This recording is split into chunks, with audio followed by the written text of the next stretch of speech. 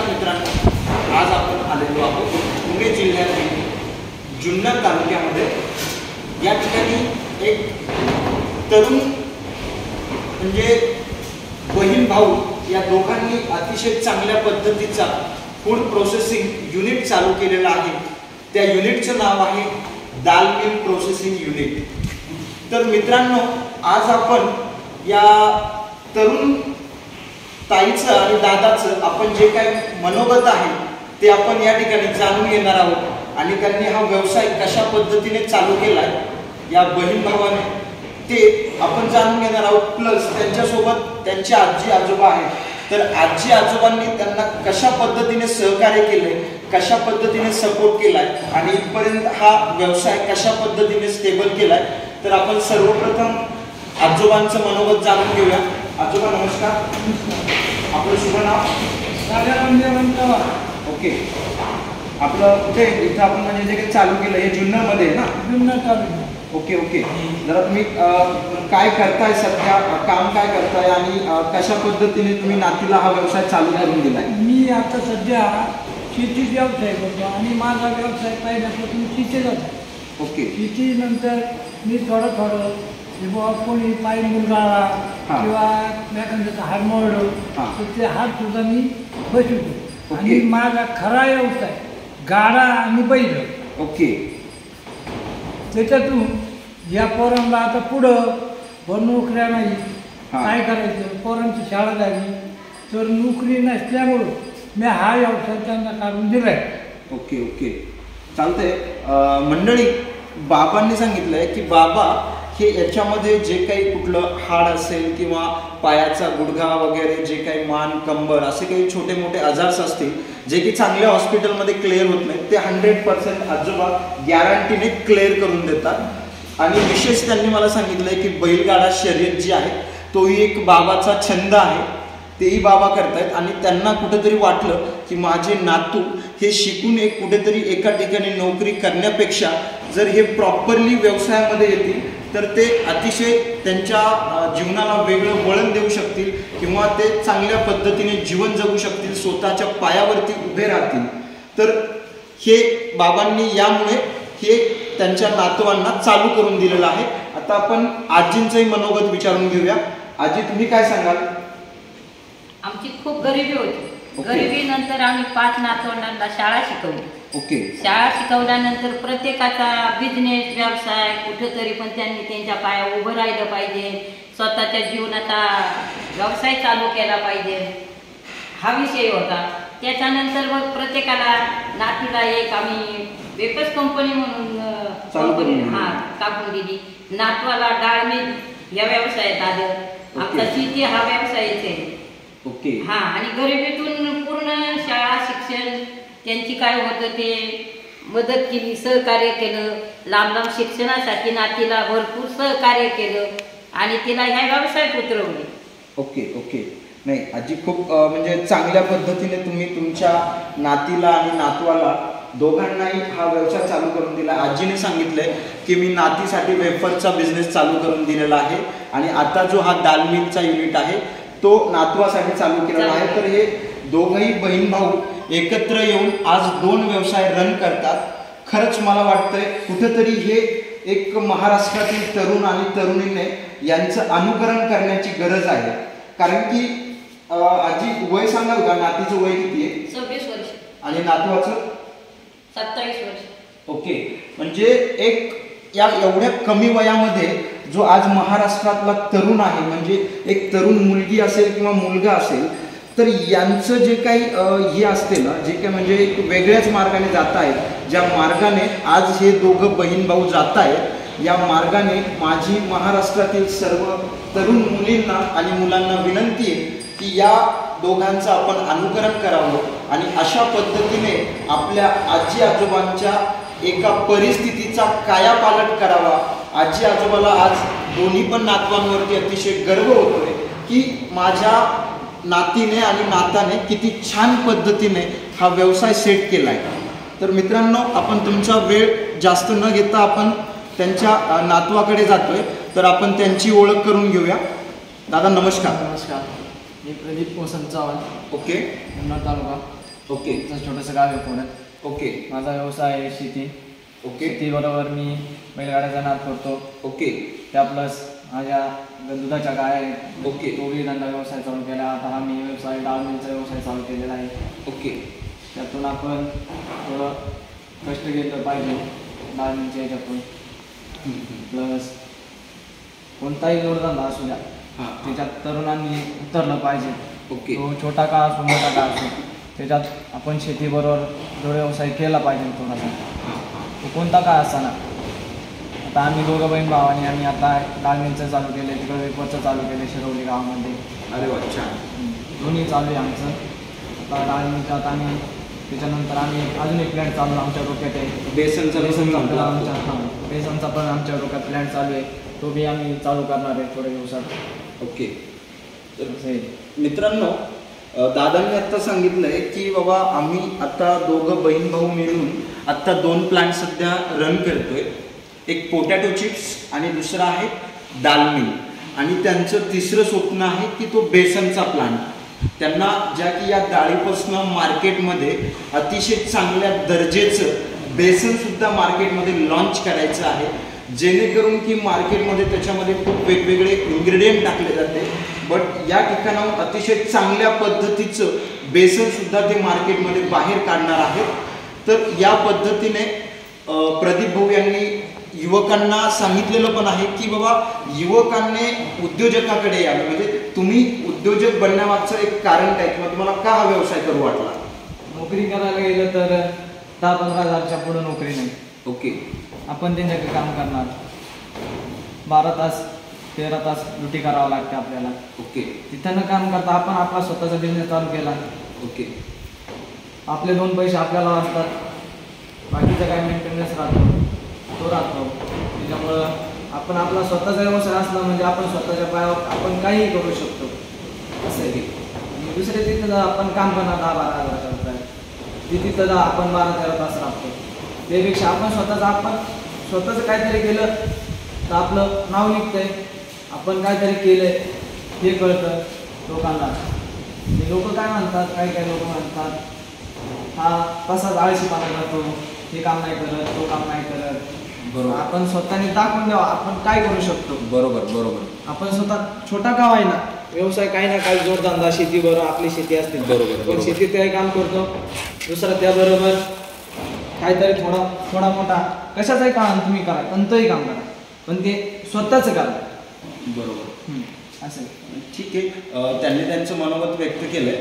आत्ता हे त्यांच्यासोबत असतात काम करायला, ते कंटिन्युअसली त्यांच्यासोबत असतात. त्यांनाही दाखवा म्हणजे त्यांचंही सहकार्य आहे याच्यामध्ये. जो प्लांट त्यांनी उभा केला आहे त्याच्यामध्ये त्यांनी आपल्याला खूप सारा सपोर्ट केलेला आहे. ते नगरवरला आहेत, ते आजोबांकडे असतात कंटिन्युअसली, बरोबर ना? तर आता आपण मॅडमशी चर्चा करूया की बाबा मॅडम, सर्वप्रथम तुम्हाला नमस्कार. जरा मोठ्याने बोला. नमस्कार. आपली ओळख करून द्यावी. महाराष्ट्रातील तरुण तरुणी आपल्याला बघतायत तर त्यांच्याशी आपण म्हणजे यूट्यूबच्या माध्यमातून ते तुम्हाला बघतील आणि त्यांना ते प्रॉपरली इन्फॉर्मेशन जावी, तर तुम्ही थोडं आपली एकदा ओळख करून द्यावी. नमस्कार, मी रुपाली चव्हाण. माझं ABM असं शिक्षण झाले. मी जुन्नरमधून आहे आणि बिझनेस हा करणं खूप गरजेचं आहे आजकालच्या. म्हणजे मुलींनी जास्त प्रमाणात ह्या प्लॅटफॉर्ममध्ये उतरलं पाहिजे, कारण की मुलींना आता स्वतःला सिद्ध करण्यासाठी हा एक बेस्ट प्लॅटफॉर्म आहे ज्याच्यातून त्या आयुष्यामध्ये पुढे जाऊ शकतात, त्यांचे ड्रीम्स कंप्लीट करू शकतात. कोणावरती डिपेंड राहण्याची त्यांच्यावर वेळ येणार नाही. ओके. आता मला एक विचारायचं आहे की तुम्ही आत्ता जसं आजीनं सांगितलं की तुम्ही वेफर्सचा पण व्यवसाय बघताय आणि आता तुम्ही म्हणजे दादांना पण या व्यवसायामध्ये सपोर्ट करणार आहात. म्हणजे तुम्हाला हा व्यवसाय इस्टॅब्लिश करताना काय अडचणी आल्या, जे की महाराष्ट्रातील एखाद्या तरुणीला परत उद्योजक बनायचं असेल तर तिला या चुका होणार नाही, त्यामुळे तुम्ही काय सांगाल की बाबा काय अडचणी आल्या तुम्हाला इस्टॅब्लिश करताना? फंड कसा तुम्ही कलेक्ट केला किंवा मशीन कशा सर्च केल्या किंवा काय तुम्हाला अडचणी काय फेस कराव्या लागल्या? तसं एवढं काही अडचण नाही आल्या. म्हणजे जेव्हा मी कॉलेजला होते लास्ट इयरला तर इंटर्नशिप करता करता असं वाटलं की बिझनेस करावा, पण असं कोणता बिझनेस करावा पहिले समजत नव्हते, म्हणून मग असं ज्वेलरीचा शॉप टाकला होता. तर लॉकडाऊनच्या 3 महिने आधी टाकलेला. 3 महिने एकदम म्हणजे व्यवस्थित चांगला प्रॉफिट वगैरे झाला. आणि लॉकडाऊनमध्ये म्हणजे सगळंच बंद ठेवायला सांगितलेलं. त्याच्यामुळं म्हणजे असं भाडं देणं, हे करणं, ते करणं, मग थोडेसे प्रॉब्लेम्स आले. मग तो बंद केला.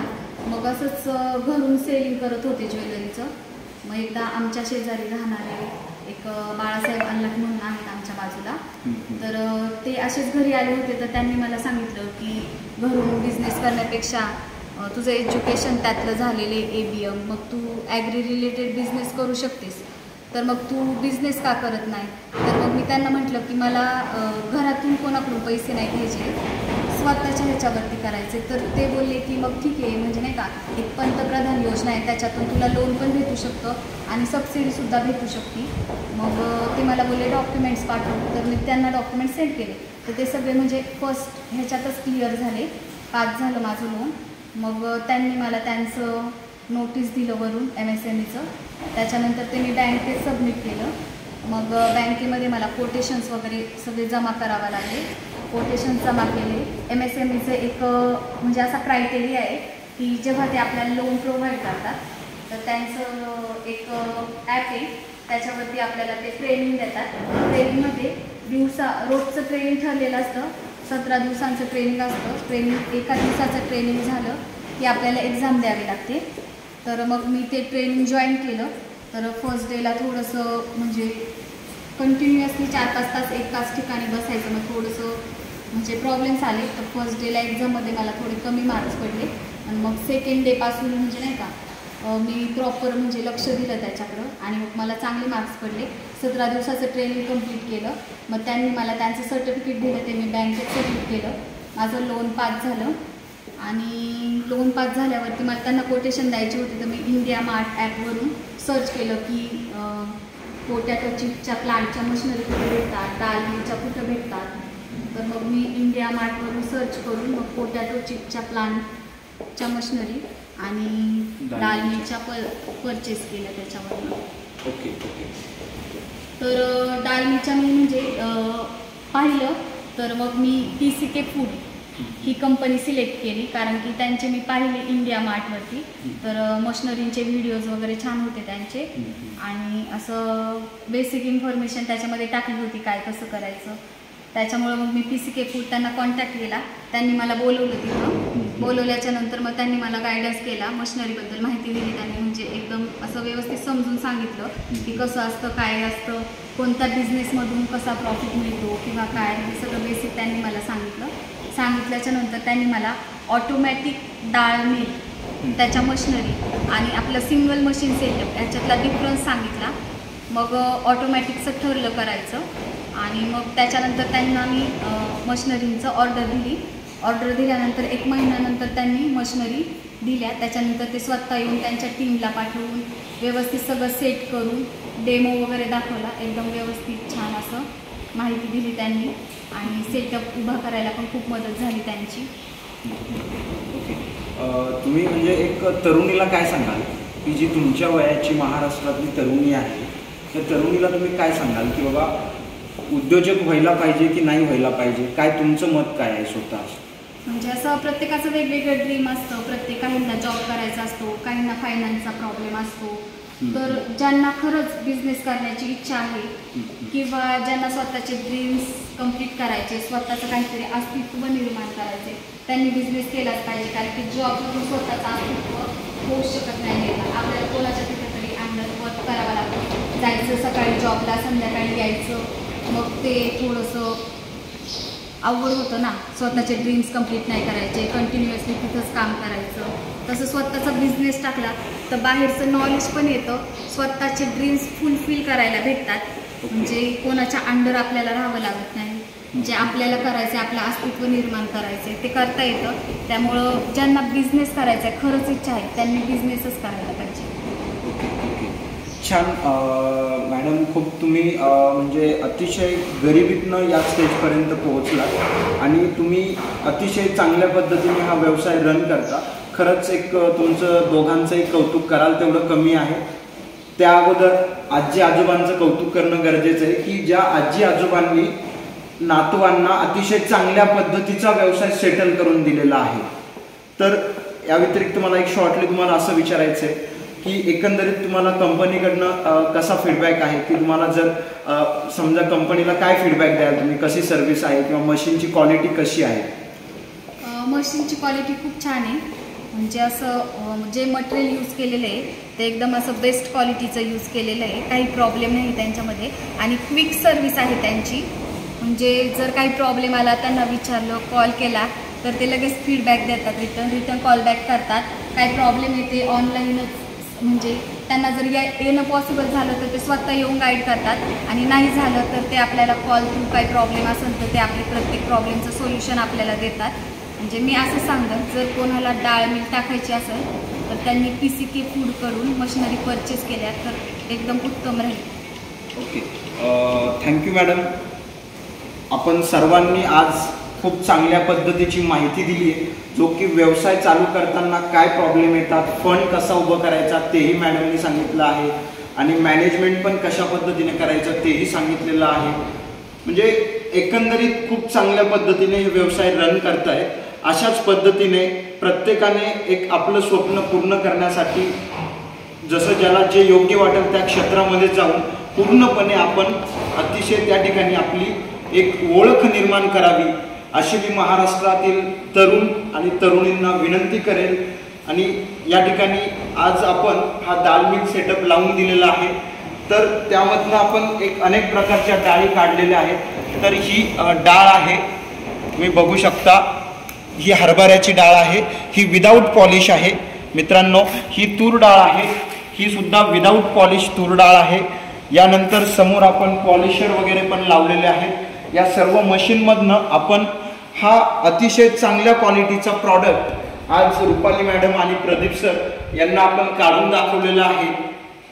तर आपल्याला कशी वाटली बाबा डाळीची क्वालिटी मॅडम? चांगली आहे, चांगली चांगली.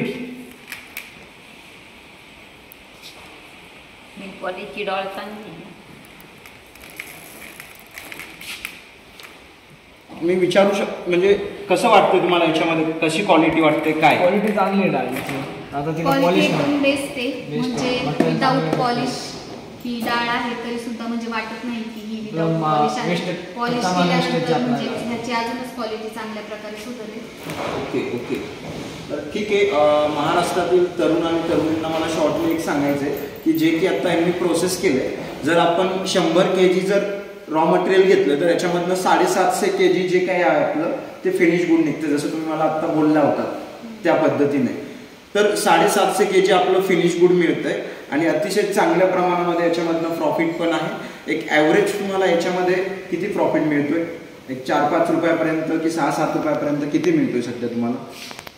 4-5 रुपयापर्यंत भेटतो. ओके. तर ठीक आहे.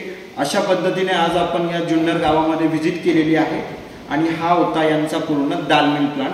नमस्कार.